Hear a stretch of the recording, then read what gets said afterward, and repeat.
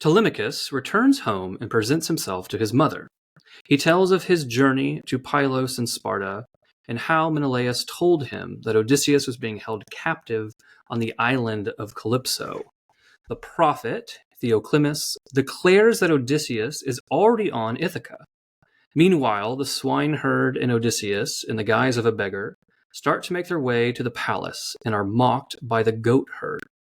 As they approach the palace, Odysseus sees a dog he trained as a puppy, Argo, infested with ticks, half dead from neglect, laying on a pile of dung.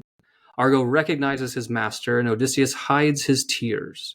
As Odysseus enters his home, the dark shadow of death closed down on Argo's eyes. Odysseus, as the beggar, tests the suitors by asking each one for a scrap to eat. The suitor, Antinous, mocks him and throws a stool at Odysseus. Odysseus is unstaggered by the blow, silent, his mind churning with thoughts of bloody work. The book ends with Penelope inviting Odysseus, the beggar, to come and tell her his story face to face.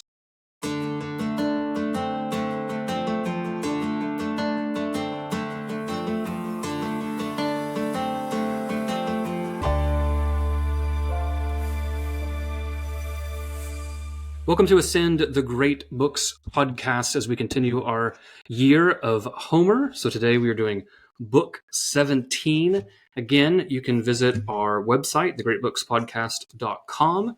On there we have a FAQ, a guide that can help you in your understanding of the Odyssey. You can also follow us on X, formerly known as Twitter. And we are certainly here to help you in your journey through the great books. Today we are very happy to have a guest with us. So welcome to Dr. Jared Zimmerer, who is a Director of Extensions Strategy at Benedictine College. Welcome, Professor.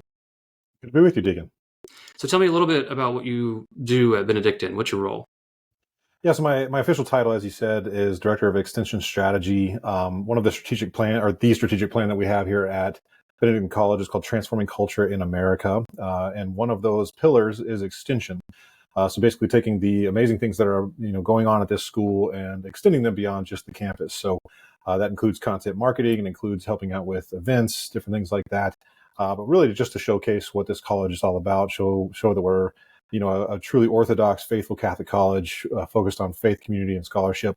And really just kind of getting to film things all day long, and then I also get to be an adjunct professor in the great books. And so I get to teach 2 courses per semester in the fall and the spring. So you recently received your PhD in Humanities, correct? I did, yep. So how did you come to have like a particular love for the great books? It's been kind of a funny journey, man. When I was growing up, to be completely honest, sports was my kind of lowercase g god. Did not read all that much, was not all that interested in the humanities very much. My senior year, believe it or not, we actually had a new teacher. It was a very small Catholic school, and we had a new teacher come in. Was not a very faithful man, but knew the humanities very well and taught us Shakespeare for the first time in a way that I didn't really ever experience before. And so it was kind of the first inkling of there's something here, to the written word that maybe I ought to spend some more time focused on that.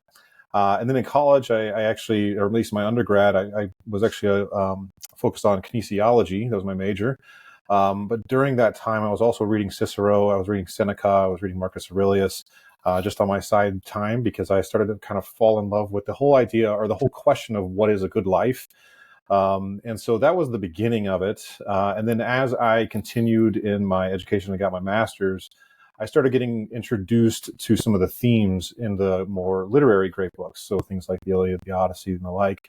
And that really piqued my interest. And about halfway through my master's, I knew I wanted to go get a PhD, and it was either to go philosophy or humanities. And to be honest, I love philosophy, but if I, get on those upper levels of philosophy, I've just started to kind of lose interest.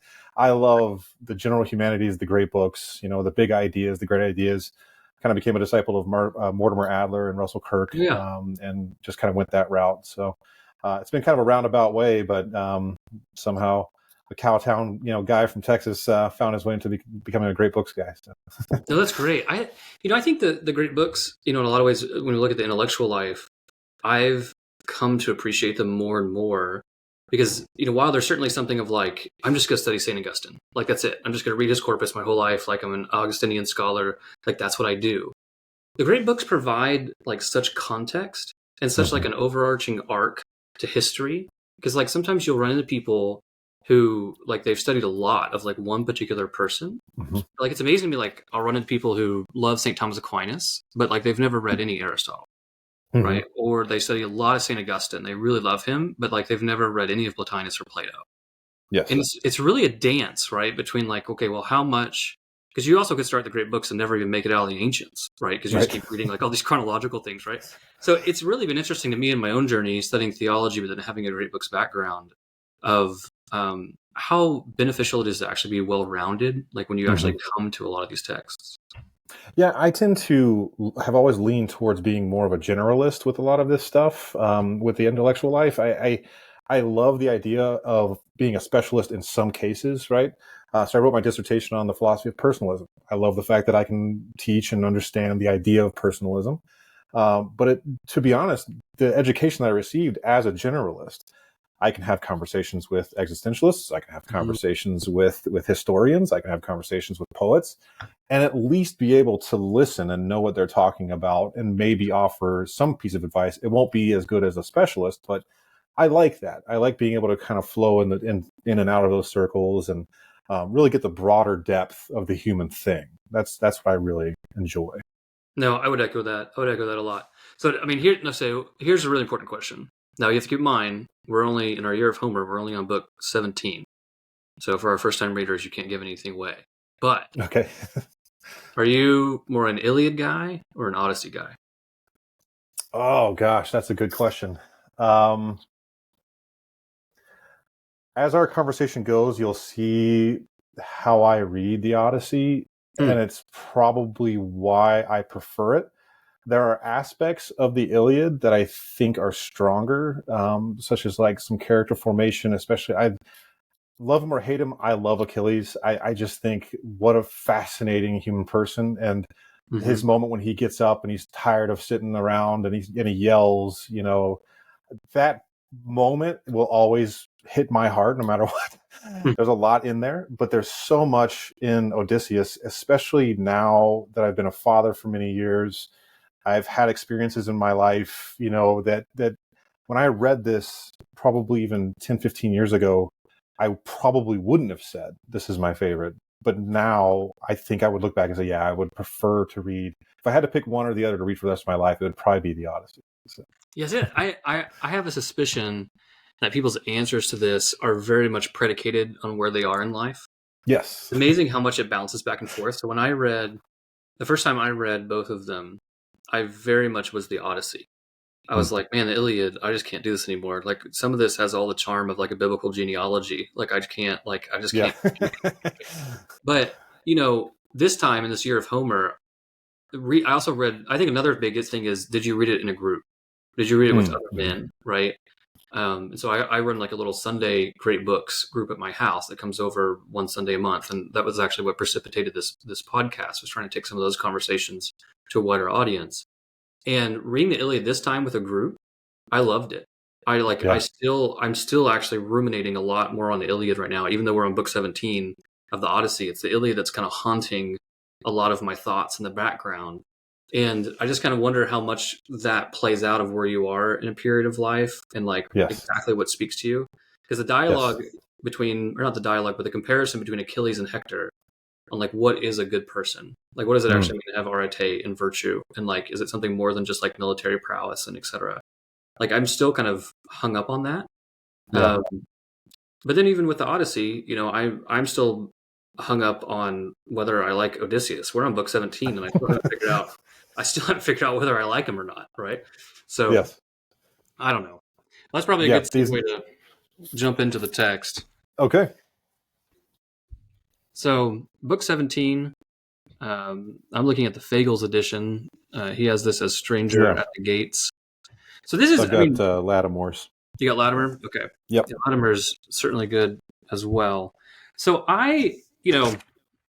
just as like a broad theme as we pick out, I mean, one of the things that we've discussed so far in the Year of Homer, somewhat ad nauseum, particularly after getting into the Odyssey, is guest friendship, right? This zinnia, like this welcoming of the guest. And this is what I think is really playing and structurally in this book right now, because this is where we see Odysseus come home, right? This is where we actually see him enter his own house. And as we'll see, he enters, as a beggar, as a guest in his own home, right? So that's kind of what I think an overarching theme is. If we just start kind of working through this, we're started off with Telemachus has returned home, and now he's presenting himself to his mother. And there's two things that kind of stood out to me here at the beginning. One is in Fagles, it's like line 35 or so. I've noticed that, and I think it's twice in this book, or it's coming up. Penelope, a lot of times we get these things where it's like, so-and-so came down like a god or like a goddess. And then sometimes Homer will tell us which particular goddess it is or god. And he's always playing with something, right? There's always like some reason that they're being compared to that divinity. And we had a guest on a while back that talked a lot about goddesses being, or female characters in Odyssey being compared to goddesses and what that means for them. And so, for instance, like Artemis is, this virgin goddess that you don't want to run into her, right? You're out there hunting and you actually see her bathing like in a pool, like you're done for, right? You're going to be turned into a deer and torn apart by your own hounds, right? You cannot touch her. And then there's Aphrodite, who, in the Odyssey we've seen is sleeping around, with Ares, right? We had this like really long interlude. So what's really fascinating with that is that I noticed that when Penelope is introduced in this chapter, line 35, Homer says, this is like, it's right before line 40 in Fagles. He says, now down from her chamber came discreet Penelope, looking for all the world like Artemis or golden Aphrodite. Like he puts her on both ends of the spectrum, right? She's either looking like the virginal goddess that you can't touch and you will die, or this object of lust, right? And it's really interesting to think about, like, from the way of the suitors and who's seeing her, which goddess it is that she's actually reflecting in this moment. Because I don't remember Homer having two juxtaposed comparisons. First, usually it's like, oh, it's like Artemis, or it's like Aphrodite, or it's like Hera. But here he gives us both. I think too, from Odysseus's perspective, there's a couple things here. One, she's coming out of her chamber, right? And if you remember which I don't want to give away something that happens towards the end of the book, there's a very significant part of the marital bed in the chamber between Odysseus and Penelope. So she's kind of coming out of the heart of the house, right? That's where she lives. Right. But then secondly, as a husband, and of course he's not seeing her right here, but as a husband, there's an Artemis and the potential more lustful side to even your own wife, of the part that you want to hold and keep that other men can never touch, but then the part that's just yours, right? Right. There's something special to that. It's kind of explaining something about her. I also find it interesting that in this translation, they consistently call her circumspect. I don't know if they use that in the Fagles, which is kind of like the many turns, right? Or as you might say, very aware, right? She knows what's going on. Right. So all these suitors coming to her and the whole use of the cloak to delay the potential suitor marrying her. So she knows what's going on. She's very aware of what's going on. Basically, they're saying, like, she's just as much of a strategist as Odysseus is. She might actually be even better than Odysseus. But I love it. I love the beginning of that. And yeah, the Xenia I've always loved, and I would imagine in other shows you've clearly gone over that. But I love in this book in particular that it's the swineherd that really portrays the whole idea of guest friend. One of the lower jobs, in the city, swine being kind of the grossest animal to take care of. Yet he's this model of virtue. He's this model of something that, for the Greeks at the time, I mean, the idea of guest friend was something of survival. Like, if I was traveling and somebody broke that, I mean, I'm potentially dead and robbed, right? So it was a practice that they used to be able to survive, but then also just a sort of inkling towards a certain type of virtue of hospitality. But anyway, I just wanted to touch on that as well. No, I like that a lot. Yeah, the swineherd is a character that I think we've given a lot of attention to. Not that I think we've resolved him, but we had on Alec Bianco of the aptly named Circe Institute to talk about the Odyssey, and we talked. He helped us introduce the swineherd, and yeah, you find out like all these things about like he's actually royal, right? He's actually kidnapped from a royal home, and not only, and there's also like some ironies there, well maybe not ironies, but juxtapositions where he's betrayed by an unfaithful servant, right? And now he is such a loyal servant, a faithful servant, right, to Odysseus. No, I think the swineherd. When I first read it, the Odyssey, I really did not like Odysseus at all. I read it with a small group, and they all loved him. They thought it was like, oh, self-preservation. This guy can survive everything, and I'm like, he sacrificed all his men. Like, I'm like raging against him. And this time, my goal was to have a more positive view of him. I'm not entirely sure how much I've accomplished that, but that was my goal. But the swineherd really captured my imagination the first time I read it, because he was the most virtuous character that I had seen so far, right? I mean, he was, or at least in my opinion, like so he's still a character that I think is unfolding that I very much appreciate. And I like your comments on Penelope too, because I agree with you. I think that Homer introduced her on very early on as the, in Fagles, it's the matchless queen of cunning. And I think what you find out, we spent some time talking about, Odysseus and Athena talk on the beach for a long time when he first shows up to Ithaca. It's a really warm, intimate conversation. And I think a lot of people rightly point out that Athena really loves Odysseus because he reflects her back to her, right? Like it's an intellectual connection. But then I think Odysseus and Penelope have a very similar connection, right? It's the intellect, it's the nous, it's this. I think Homer might be pushing us on what it means to be virtuous, that it has to include the intellect as well. Because we got hints of that on Calypso's island when Calypso asks him like straightforward, right? Like, what does your wife have to me? And he's like, oh, well, she will age and you're immortal. But then he mentions something like, I can't remember what he says, but he says something along the lines like, her wit. Yes. And he doesn't actually finish the statement, because then he doesn't compare her wit to Calypso, which is probably quite smart, rhetorically speaking, when you're on the goddess island.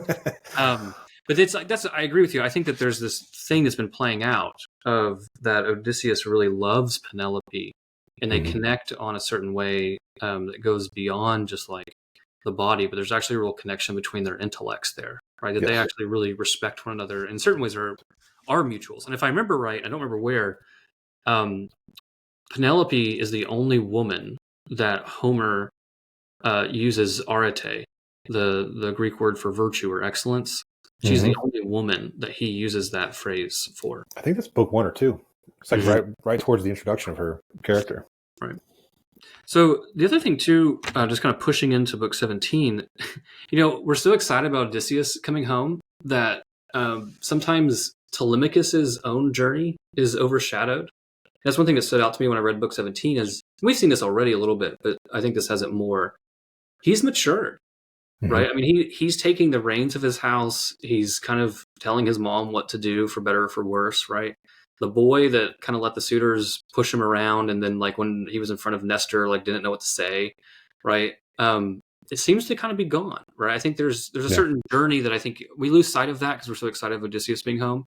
But Telemachus' his own little Odyssey to go off and find his father, and he talks to father figures like Menelaus and Nestor, seems to have been successful, right? I mean, he seems to have matured. Now, granted, he also knows his father's home, right? He also knows the beggar over there is actually his dad. But there's also something beautiful about that the son can gain confidence and fortitude knowing that he's within the ambit like of his father, right? Yes. And that's something I noticed, is just that Telemachus' own journey needs to be noted. Yes, and it kind of reminds me, it's not quite the same relationship, but in Rocky, when it takes Adrian finally saying, go win, I'm like, all right, now I'm going to go do this great thing. And Telemachus needed that from his father. He needed you've grown to become a man. And then also on a very practical side, Telemachus is thinking, my dad's one of the greatest warriors in history. So if I start some trouble, he's going to back me. Right. And I'll be fine, and I'll be able to fight by his side, So yeah, it's such a beautiful father-son relationship between the two of them. And I love how almost immediately he's ready to get his dad back into the palace, right? He's ready to do whatever it takes. And he's also strategic about it. It doesn't immediately take him. He understands I'm going to go, and then we're going to go test these people out. But it's kind of jumping ahead a little bit. But no. I think it's good. I also think it's interesting. So around line 65, and in the previous book, I mean, there's the whole where Antinous actually tries to get a vote to kill Telemachus, right? Mm-hmm. When he comes back. And so right here, there's they all were speaking him fair, but in the deep of their hearts were devising evils. And so much of this book, it happens twice in here, where Odysseus offers a different face to certain people. He shares a different story to certain people, and for him, it's a warlike strategy. It's figuring out, who are my real enemies, who are the people that are going to back me or treat me correct or incorrect. And here, this is the opposite of deception. It's the use of deception to create evil, right? It's I'm going to show you what I'm about, but I'm going to give this face, this mask, to you. I just love the way that Homer writes this. And granted, I don't really know Greek that well. I know a little bit, so I'm purely using English translation. But I just love that, to his face, they were fair, but in the deep of their hearts were devising evils. And I think it exposes what evil is and how often evil actually acts. Yeah, Fagel says, welcome words on their lips and murder in their hearts. Oh, gosh. Yeah, that's right. fantastic. This is a wonderful line. Yeah, no, I agree with you. I think, too, I don't necessarily think in Book 17, but we've seen in other books, Telemachus still is even trying to ascertain certain suitors because, who is it? Eurymachus? I think it's Eurymachus, everyone knows that Antinous is an idiot. Like, he has made multiple comments. Like, it's not, everyone knows where he stands. But like Eurymachus, if I remember his name correctly, he'll say really nice things to Penelope and Telemachus. And then he'll say another line where but he plotted death in his heart, whatever. Mm-hmm. And really, we're getting two of these, right? Because we have the suitors doing this, but then also, and you made this comparison, but there's also another wonderful line, and I think I mentioned it in the summary of the narrative, where then Odysseus is doing this too, right? So he has his mask, and then he has that one where it's like, he's like silent when Antinous throws a stool at him, but then, in his mind, he's churning bloody work, right? So everyone's in this palace, and half of everyone is plotting to murder everybody else, right? So it's, so the deceptions are different, and also I think there's a lot of guest friendship, right? Whose house is it? Mm-hmm. Mm-hmm. And under Zeus and under these rules, who actually has the right to actually, be violent or to kick out the other one? So let's see. So the story kind of continues. Telemachus, I think he shows his maturity several times. There's one where they want to bring him as gifts, and he's like, "No, do not bring the gifts into the suitors." Obviously, that seems a very fair point on his side. Telemachus tells his story. Now, with any Homeric texts, I'm always skeptical anytime anyone's like, "Oh, let me repeat my story. Let me repeat this message," and something's always gone and missing and whatever. And they always say the same thing. Like he says it here. What's he say? "Oh, I will tell you the whole truth or the whole true story now." Right? Yeah. That's always like a red flag for me. Like, I don't think that's going to happen. So he does a pretty good job, right? He tells about going off and what he did. Obviously, he's going to leave out knowing that Odysseus is here. But then he does tell, right? He does tell his mother that actually Menelaus told him that Odysseus is alive, right? The last time he heard that he was captive on Calypso's island because he, had wrestled the old man of the sea. And then the prophet that he brought, basically gives another prophecy of like, "Oh, I swear Odysseus is on native soil here and now," right? Mm-hmm. One thing I noticed about the prophecy, I think we've already seen this once, but I don't remember it. You can only talk about guest friendship so much, but then I think that this book actually brings in a couple other aspects of it. And one of the things I've noticed here in the last couple books, because I think Odysseus did it in the swineherd's hut, and we see it here again, is the table of hospitality becomes something so sacred that you can make an oath off of it. So it's not just simply that, I have the host has to take someone in, and then there's a reciprocity for say what the guest needs to do, whether he tells a story or whatever he does. But then this table of hospitality can actually be something so sacrosanct that I will make an oath off of it, and it can be something that binds me. And I think Odysseus, in the guise of a beggar, did the same thing to the swineherd. Yes. Yeah, and it's interesting because, one of the overarching themes of this book, this entire work, is homecoming, right? Or nostalgia, if you will. So to see the home in that regard of this is where relations are made. This is where oaths are made. This is where love is enacted. It just has constant little images of home throughout. I love that. Yeah, no, I very much agree. So let's see. So then we get the narrative shifts, and we go to Odysseus in the guise of a beggar, and he's with the swineherd, and they're leading up to the house. Mm-hmm. We meet the goatherd. I don't know if you have anything to comment on this. The goatherd, it wasn't surprising to me that, he mocks them, etc. He's very much compared intentionally to the swineherd, right, who is virtuous, and the goatherd ends up being, a negative. And we see the swineherd does respond, and he responds with a certain amount of piety, right? He talks about, "O nymphs of the fountain," etc. And we've kind of seen his piety already, because when he was feeding Odysseus in his hut, farm, whatever we want to call it, there was he had three invocations to the gods before they could even eat anything. Yeah. Right. He's got this deep piety about him. And then obviously we kind of know, it's interesting because we're introduced to this character and we're like, well, where's he going to go? And then Homer gives us a line when that narrative ends that the goatherd slipping in, he took his seat amongst the suitors. Yes. Oh, okay. So that's what's going to happen to this guy, right? This guy's going to get annihilated. So I don't know. I don't know if you have any insights there. He's an interesting character that's kind of introduced here in the twilight hours and then gets tossed in with the suitors.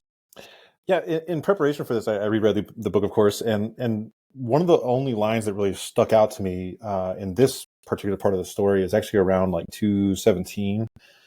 And it says, "Seeing the two, he spoke and named them, giving them curses overbearing and shameful, and stirred the heart of Odysseus. See now how the rascal comes on leading a rascal about, like guides what is like itself, just as a god does." And that really stuck out to me, partially because, number one, that means he doesn't understand who Eumaeus is. Because if he really knew him, he wouldn't call him a rascal, right? Because he's a virtuous man. Obviously, he's also a kidnapped royal. So he's somebody who's just jumping to conclusions based off of appearances. And I just think it's interesting that it says, like guides what is like itself, just as a god does. And you mentioned earlier the idea of Athena guiding Odysseus, and largely because she sees much of herself, the warlikeness in him, the cunning in him. And right there, that's the exact thing of what he's saying, is gods often lead the people that they know that are like them. Right. Yeah, it's funny because the gods they're really just, they're beings inside of creation, inside of time, and they just tend to be hyperbolic people. Yes. Right? They're just like these kind of over the top, okay, you're the goddess of love, and so you're just over the top on this, or you're the goddess of war, or god of war, so you're just chaotic, bloodthirsty creature, but you have all the same, you're subject to all the same passions and faults that humans are, right? So it makes sense that then they gravitate towards those who reflect themselves, right? Because they're all narcissistic. That's how I tend to read them. So, okay. So Odysseus, we have Odysseus, and he's finally going to cross the threshold into his own home. And then we get this narrative, which I think the very first time I read it came out of nowhere, about his dog, Argo. Yes. So just to kind of set this up. So we have this dog, and, he is the long enduring Odysseus's dog. And that is certainly true, because are we at the 20-year mark now since Odysseus has been home? 10 years in Troy, 10 years coming home. So this is an old dog. But Odysseus trained him. And then we're just kind of given this very just depressing, pitiful narrative that he's infested with ticks, half dead from neglect. He's laying on a pile of manure. But what's interesting is that he senses Odysseus. He sees Odysseus through his disguise. And if I'm correct here, this is not just like Odysseus went out and rubbed dirt on his face and dressed in beggar robes. Like Athena gave him this, right? This is a divine disguise. But the dog perceives through that. Odysseus recognizes the dog and flicks away a tear. And then, they enter the home, and Homer really intentionally couples these things. So on Fagles, it's down by line 360. And so with that, he entered the well-constructed palace, he being Odysseus, strode through the halls, enjoyed the proud suitors. But the dark shadow of death closed down on Argo's eyes the instant he saw Odysseus 20 years away. He couples Odysseus entering the home with death. What is going on here with Argo? or old Argos? I think what we have here is really a broken heart about what was. Hmm. It's Odysseus recognizing this dog used to hunt with me. It had so much strength and speed. It was a beautiful animal. There was a time in my life where, I mean, right just before that, around 280, 285, where he talks about the hardship and the suffering he's gone through, to Hmm. where he said, no matter what comes in that palace, I can handle it because I've been through a lot of hardship. So maybe the dog in a lot of ways represents a more innocent time, a time when even Odysseus himself was younger, maybe a little bit more rigorous than he is now, even though he's still a great warrior. Hmm. So he represents something that was beautiful, and the dog willing to live to the very last breath just to get one more glimpse of that man, of the man who he hunted with, of the man who gave him life, who fed him. But then also, it's a kind of a reflection of the shambles that his house is now in. You know, Hmm. they weren't even kind enough to take care of his dog, right? Like that's, you talk about, like, it's one of those things of like, yeah, I mean, they're draining his fields, they're draining his slaves, they're draining, oxen and sheep. But a dog is a different type of thing. It requires a different relationship than these other things. So as far as especially the idea of guest friend or whatever, they went so far as this man's best friend. They let him just just shrivel up and Hmm. die on a piece of dung, right? Like that. That's the level these suitors are at, evil or selfish or whatever you want to call it. But then I think also it represents a little bit of the idea of the friends that Odysseus has lost in the war, right? He's remembering the suffering of all of that now he had at least one friend who recognized him in homecoming because all of his other friends are dead. It's like that last little piece was holding on in that dog. So I don't know. There's just so much in there. It's a very emotional thing. It's funny. I've only had a dog in my life for about 2 years. So rereading this, I was like, I kind of get it now. Like I know exactly what that would feel like. There's just a level of relationship here that it's more than just a dog. If that makes sense. Yeah, I think so. I agree with you. I think that Homer is certainly playing with something here with Argos, particularly because of it just comes out of nowhere. That was the thing that struck me the first time I Yeah. read it. It's just like, okay, he's finally going to enter his own house, and then all of a sudden we just get this incredibly depressing narrative of the dog. I do agree. I like the analog to people that he's lost, an older life, nostalgia. I like all of those layers.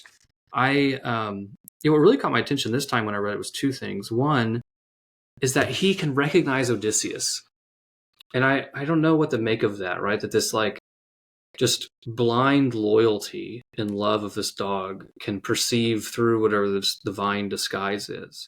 And I think Mm. this is something to think about too, of who are the people that can really recognize Odysseus even in Mm. his disguise.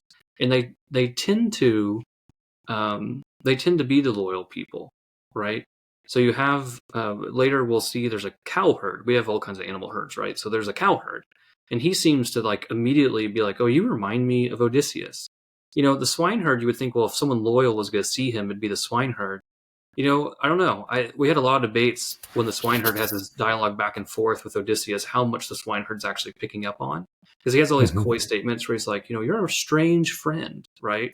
And and obviously, then Penelope would be another one. And I think we'll see that there's a lot of people that have a lot of suspicions of how much Penelope is recognizing when she's talking to Odysseus. And then we have an old female servant, right, that also is going to come to Mm-hmm. kind of perceive Odysseus. So I think there's a theme here. I'm not entirely sure I can unpack it all about like, but there does seem to be a pattern here of who can perceive Odysseus even in this divine disguise, and it seems to be somewhat linked to that loyalty or maybe an intimacy and they know who he is, as opposed to suitors are just blind, Yeah. right? They're just blind because of their own vices. Yeah, and one of the things that, which we haven't seen as suitors yet, but I guess I'll kind of share what I meant whenever you asked me about this book. I read this in a lot of ways as a very much a spiritual tome. There's a lot of different ways to read this. There's literary, there's philosophical, there's But what Odysseus is coming home to are numerous false notions of the king. So false notions of himself, ultimately.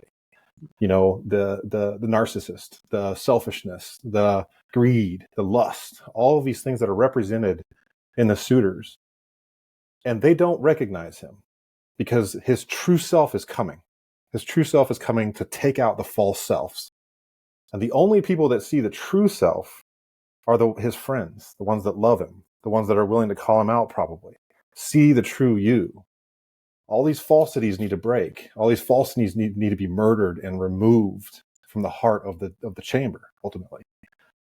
And so when he sees these things, even at an animalistic level, the dog, there's something in you that I'm seeing that's true, regardless of what you're showing me on your face. So he sees the true self. And how much is that such a spiritual reality within our own lives? How much are we allowing falsities of ourselves to take over within ourselves that we have to go in and kind of ravenously take them out, quickly? That's my reading of it. That's me kind of doing what my Jared reading of it. But I've always, even the first time I read this, I was like, oh, maybe that's not what Homer meant. But that is definitely a reading of what's going on here, that there's something that he's going home to. No, I appreciate that. I really do. Because I think one thing that I tend to get so much into the literal and like what's Homer doing that sometimes I forget that there's also, a moral layer that you can look at, as analogous to what we're going on here. To what degree though, do you think that Odysseus is also going through that process? That he's also in his own mind going through his own, like, who am I? Who am I as a king? Like, what are the false sides of me as he kind of re-enters this home? Yeah, I think that's absolutely represented in the fact that, as a warrior, let's say in the Iliad, would that same person show up and be this cunning about it? Or would he just start slashing? You know what I mean? And so maybe he's trying to figure out, and it took him 10 years to get to this place. And along the way, the island on Calypso, it's always funny to me that they say he's a prisoner, because in a way, yes, but it's not like he wasn't enjoying himself for a couple of years. Until we finally see him. Jared, he cried until he started crying on the beach. And I think part of that was, I got to go home. This is not who I am. This is not what I'm supposed to be, So I do think there's this process of cloaking himself to go into his own home, to figure out who's loyal to me and what's going to work here. And I think he's also figuring out, what kind of king do I need to be? Is it really so bad that I need to come here and destroy all of these people? Or is there something else going on? I don't know. It's probably just my reading of it. But I think even the fact that he lives with a swineherd prior to going home, it's one of the lower levels, right? It's a humbling experience to live in that. I'm sure he, at a certain point in his life, would have loved to come home and be carried in on a chariot, and I'm the victor, and here I am, coming to make everybody wealthy, and anyone who betrayed me, I'm going to just slash you. But instead, it's this slow, on-purpose process, this very meaningful process of him looking and learning and coming to a better understanding of what's going on. I can't help but see that as he's coming to know himself too. But that's just my personal reading of it. No, I agree with that, because I think the parallel narrative here that's been set up is Agamemnon, right? Because that's, and Homer even, Homer makes this so clear several times that it's just, it's not even subtle in a lot of ways, right? Because like Odysseus already knows this from talking to them in the underworld. Like, he already knows this problem. Like, he already knows that he's going to come in, and then on the beach with Athena, she reminds him of Agamemnon again, and he's like, oh gosh, I could have been killed if I just walked in here. Like, brother, you've been told this like 6 times. Like, like, we know this. Like, but Homer really makes this, he really lays this on thick, right? That this is part of the hero's homecoming. Because now with, like, Agamemnon, the problem is that no one remembers him for conquering Troy. Everyone remembers him for being slaughtered at his own table, right? And that his son has to be the one that comes in and has that avenging notion. And so I think, like, in a lot of ways here, as you, I think, are unpacking, is that, Odysseus hasn't settled in on his glory, right? He hasn't settled in on his fame. Like, he still has to, you have to go and you have to, the hero has to leave, he has to conquer something, but then he has to come home. And that coming home in certain ways is more dangerous than fighting in Troy, because he doesn't know who the good guys are, right? He doesn't know who's loyal. which is a big part of this book, right? Because it's a good segue because we're about to see that and what he decides to do as like a test. The only thing I want to mention about Argos, because you did a really good job earlier of giving us a little foreshadowing about like the chamber of the house, and this is something we need to watch. I want to do that with something else too, because this is something that caught my attention. Because again, can't mention it, but how the book ends, there's a section that bothers a lot of people, and I want to point out here that this time it really caught my attention who was actually in charge of taking care of Argos. And in Fagles, this is like, I don't know, 353 or so. It actually mentions, right, his master's dead and gone, so far from home, and the heartless women tend him not at all. Right? It's the women of the house who we're going to see kind of get played out more and more until the end of the book. But it's really interesting that I wonder how much this actually affects Odysseus at this point. Right? And whether or not he knows that, because this is Homer giving some commentary. But we're already kind of led up to, it's going to be an uphill battle for us to like these heartless women, because now here's this dog. And, Homer lays this on thick, where he's got ticks and he's dying and he's emaciated and et cetera. And it's like, oh, yeah, by the way, who's supposed to take care of him? The women of the house. And that's something I caught this time that I didn't catch last time I read it. And that kind of helps me put a few things in more context that are going to come up down there. But also, who else were they supposed to serve? Right? Penelope. Yeah. Those are her servants. And so likely, if they're not serving the dog very well, they're likely not serving Penelope very well. Yeah, and Homer's going to make, I can't remember if it's in this book or not, but Homer starts to make these things very explicit, where what Penelope knows about her servants and how they treat her and these things. Okay, so this is a good segue, as you kind of mentioned about, he's coming home, he's testing people, he has to find these out, he doesn't want to end up like Agamemnon. And so this is where this guest friendship turns into another interesting aspect. Not only is it something you can swear an oath on, of the table of hospitality of my host, but also now it becomes a standard of ethical behavior that you can actually judge people by. And what's even fascinating here is, and I think there's some layers of irony here, comedic irony, of, so we have Odysseus the beggar, who is a guest in his own home, who's going to go around to all the suitors who are also guests, right, in a home they don't own, eating stuff that they don't even deserve, right? And he's going to test them according to guest friendship. So this apparently should cascade down, right? Because that's the implication. That was a question I had. Like, they're guests, they're not the host. But apparently it should cascade down because they have something, right? They've been given a gift, they've been given food, etc. And it should come down to the beggar. And now this is going to become a standard of ethical behavior of him to discern, okay, who, right, is going to be saved from death and who's not. And this account is just chock full of irony. Now, granted, we have Antinous, which he hasn't, he's over the top every time he speaks. And we've kind of talked a little bit about the etymology of his name, about whether that really can be read as, anti-nous, right? The anti-intellect, right? Because this guy's all over the place.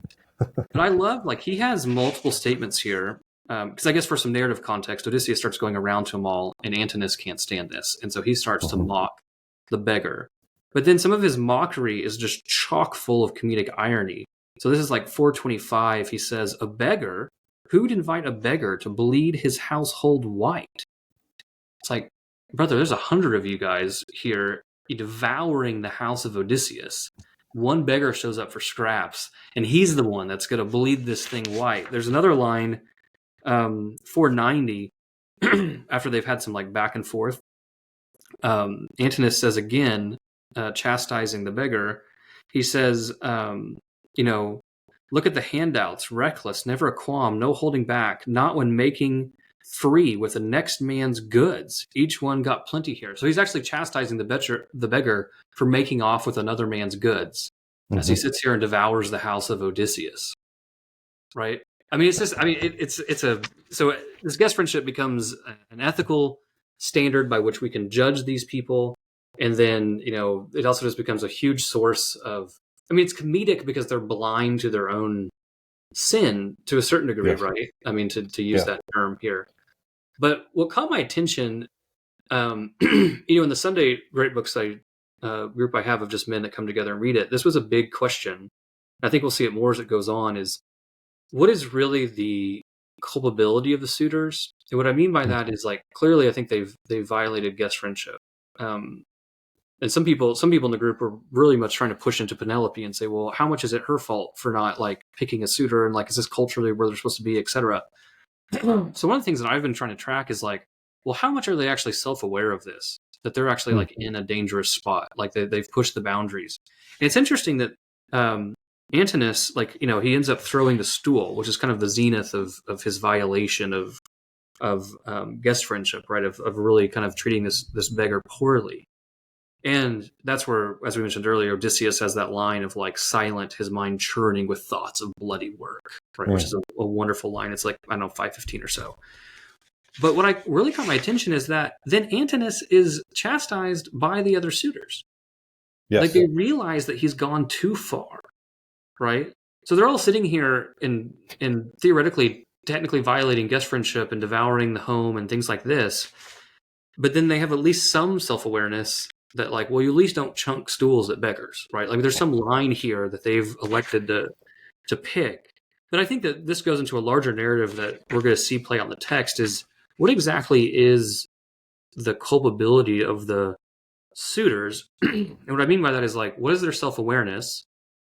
And then, for lack of a better term, how much does Athena allow them at this point to repent? Or are we already past the point? Like, we're actually, like, regardless of what they think or start to feel, like, we are past the point of no return, right? The king has come home.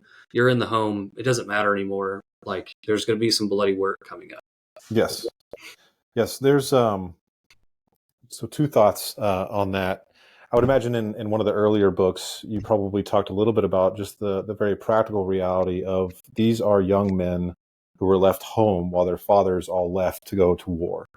So it's been 20 years. So let's say, you know, at a high level, we've got 30-year-olds. At a low level, we've got 21, 22-year-olds who had no fathers. Most of the father figures that were able enough to all went to war. So all that was left to raise them was either women or slaves. It's about all that was left. And so the amount of hubris that was probably put in them, because nobody was able to kind of smack them into their place, because that's the kind of the role of men amongst other men. So then they end up in this place where they're freeloaders, right? Like, I mean, we've got a major issue of that to this day, of men freeloading and not having the ability to have a vision and see meaning in work and have a good work ethic and earn what's available, respect the gods, you know, all these things that you see in them. It still happens to this day, right? So I would imagine if we gathered up a group of, I forget the exact number of it, it's like several hundred suitors who are just freeloading and like, hey, you know, by the end of this, one of us is going to get, you know, the queen of the house, and the rest of us can just go home or whatever. But there's no threat to them right now, you know. So I don't think they have any awareness of, except for, I mean, of course, Antinous, as you said, is kind of the apex of the foolishness. But maybe some of them do understand, like, there's a certain level of rule here that we shouldn't break. Obviously, hurting a beggar is not a good one. But the second point, this is earlier in the text. So let's see. It says... Let me add one thing to why you're finding that. I 100% agree with you. And we talked about, Kylie, that probably would have been towards the beginning of the book when the suitors were introduced. That was a theory that was thrown out, is like, how much is Telemachus indicative of an entire generation, right? Like, how much is that fatherlessness just epidemic on Ithaca? And how much is that actually doing this? Because even with, you know, Telemachus, Odysseus left Mentor, right, as actually supposed to be like a father figure. That's actually why Athena takes on the role of mentor, is because that's what he was supposed to be. He kind of fails in that. Fails to be a steward overall, actually, of Ithaca. And no, I agree with you. So I think that's a lot. Not, I mean, how much this runs interference for the suitors and what they know and don't know. Because also there's been some times, I agree with you, it's 100%, they have hubris. They're incredibly prideful. Because, like, multiple times people have given them a prophecy. By the way, you all are going to die miserable deaths. And I can't remember, like, earlier in the book, the whole text, there's one guy who, like, reads the bird signs and is like, guys, Odysseus he's coming back, right? And, like, y'all are going to die. And they just, like, dismiss him as a miserable old man, like, go away. And that really kind of plays into that young, you know, pride that they really have been warned. But and so one of the things I'm kind of contemplating right now is there really any room for redemption right now? Or are we already past that, right? The king has come home, he's in the home, and that's the bright line has been crossed. And, even if you kind of think the stool's wrong and things like this, like there's no escaping now. Right. Yeah. And I think this becomes more clear as the books go on, because we're going to see Athena. She starts to interfere a little bit. We're going to see one of the prophets look around, and he has to get out of the house because he can't even stand it anymore because of what he's seeing, through the eyes of a seer. Mm-hmm. But I think, in certain ways, like the trap's been set. Yes. Yeah, there's a line just before he starts going around, and this is interesting too in regard to, did Odysseus know this was about learning about himself too? Mm-hmm. So in my translation, it's around 360, which I noticed your translation, a couple of the numbers were different than mine, so it just kind of Latimer tends to be like 20 or 30 lines off from Fagles.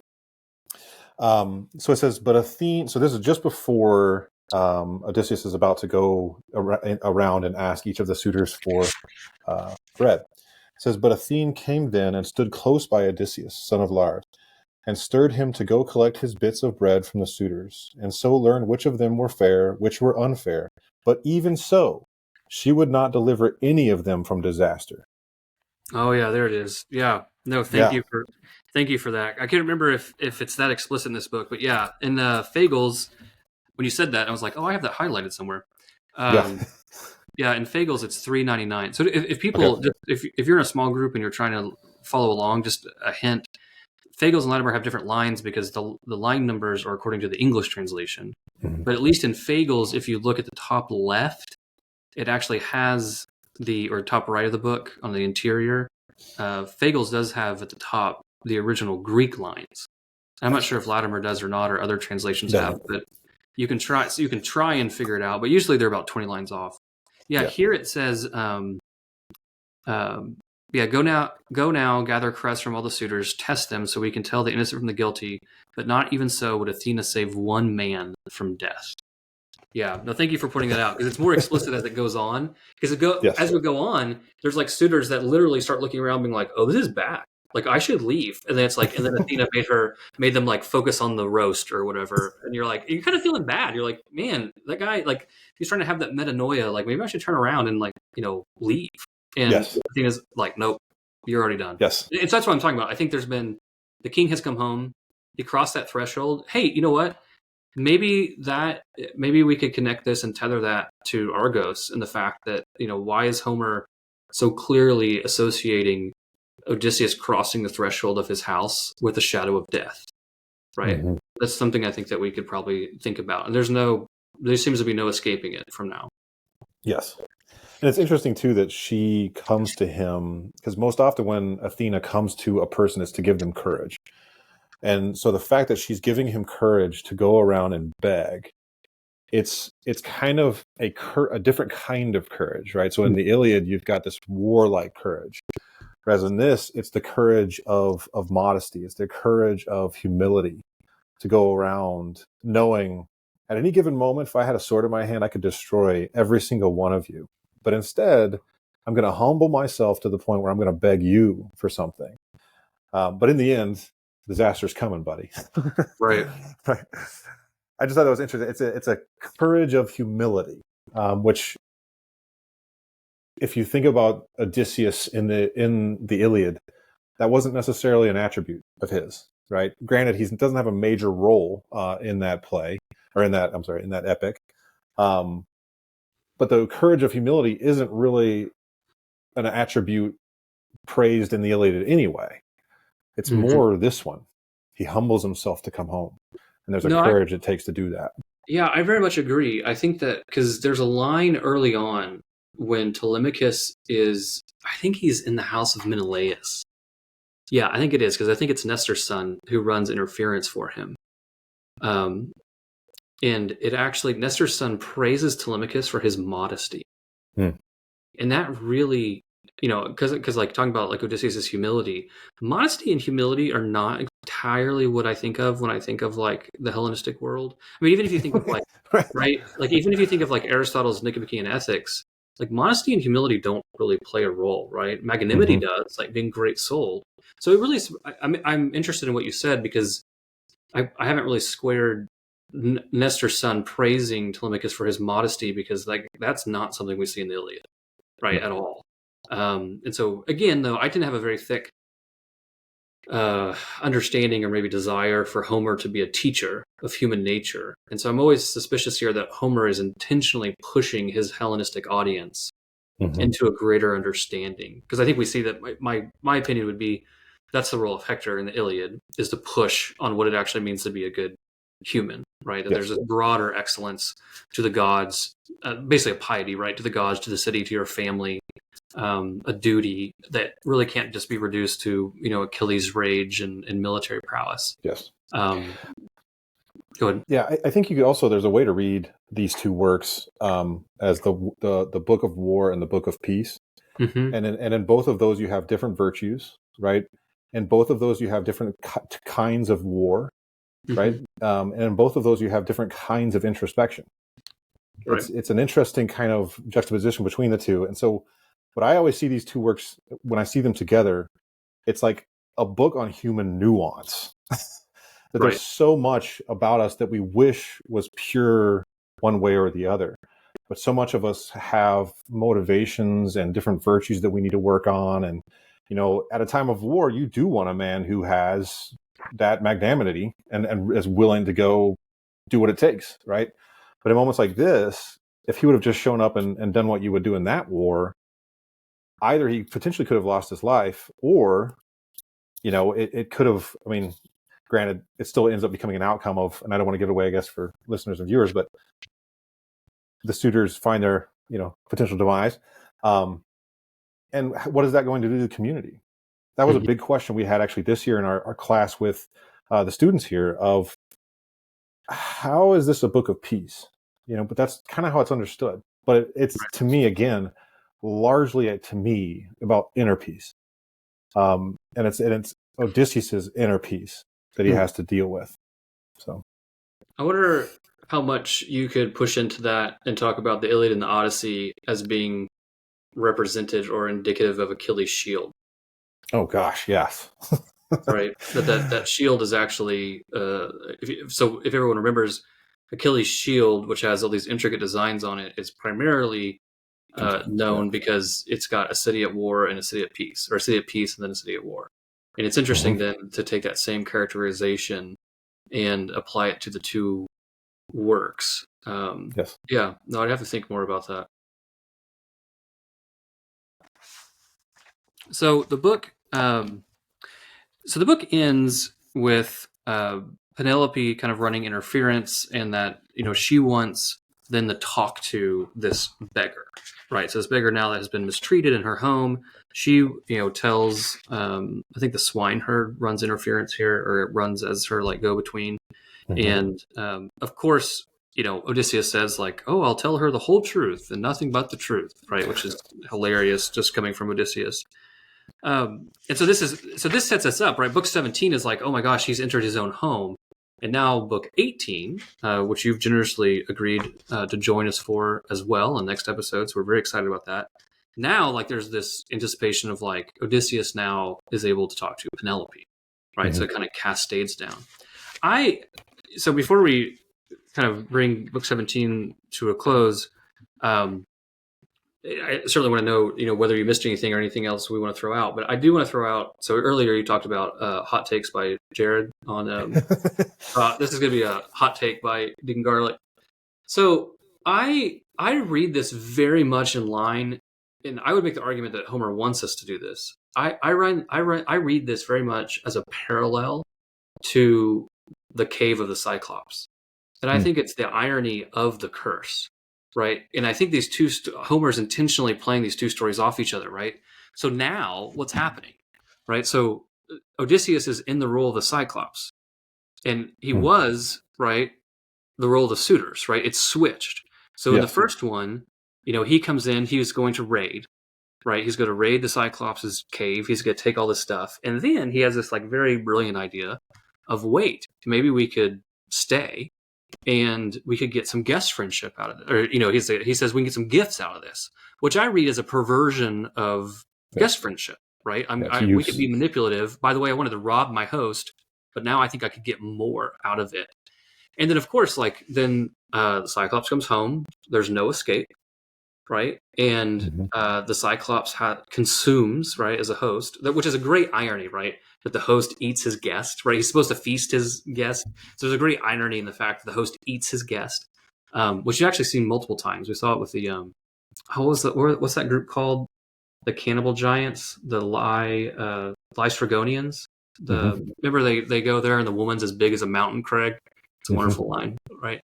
So and so now what's happening? Well, here comes Odysseus. He has people in his home that have perverted guest friendship, and he's in a certain way going to consume them, right? There's going to be this bloody work that is done according to this violation of guest friendship.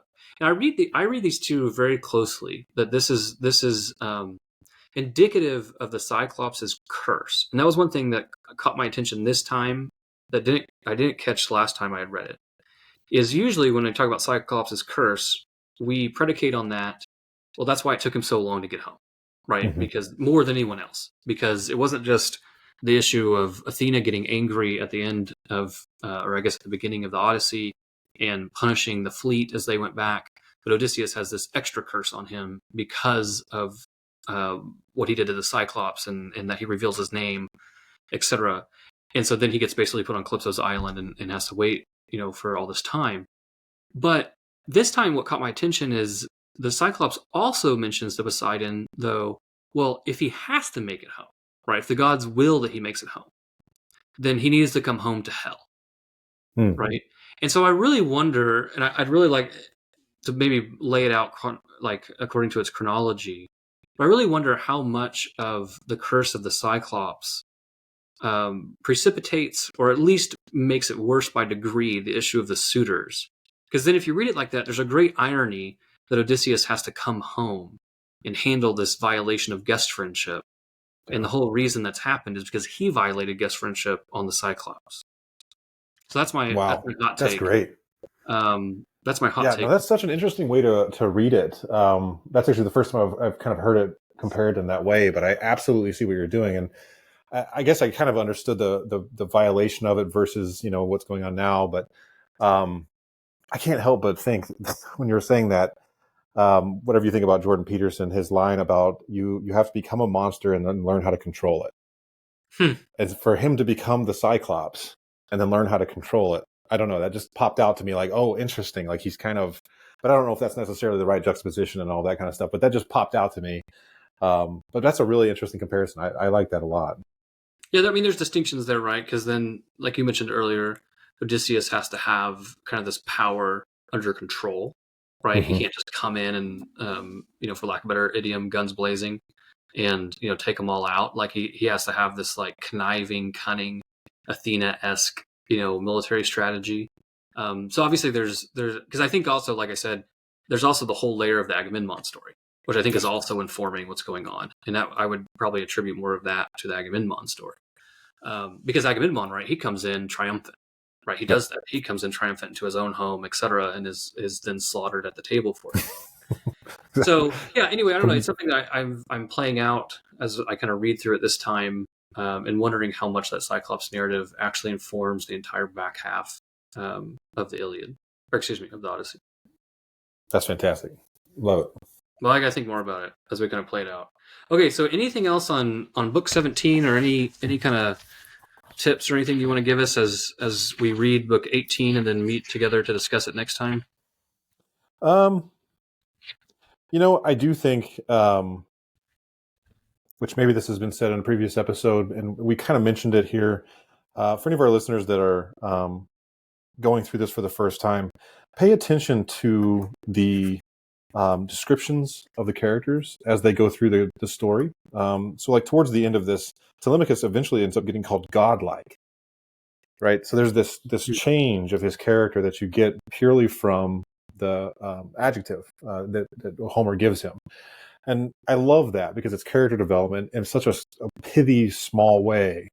But to call this kid who was too scared to stand up to these people mistreating his mother as slaves, his father's land and people, yet now he's godlike. I love that. Yeah, no, that's very good. I think we're going to continue to watch let's look and see if the suitors really have any capacity at this point to escape. I think that's something to watch. What's the role of guest friendship? How much does Penelope know? I think that's going to be a big issue in the next book, and I think there's a lot of debates then about how much did you actually know? How much does she know? It's a fun book, and it's just so much I know some people don't like it, but because the pace on the back half of the Odyssey just slows down. But now there's this big anticipation building up, and next time we get to see Odysseus face to face with his wife. Yep. All right. Well, thank you so much, Dr. Zimmerer, for joining us and leading us through it. Thought you gave us a lot of good things to think about. Everyone, you can visit our website, thegreatbookspodcast.com. You can look at our guide.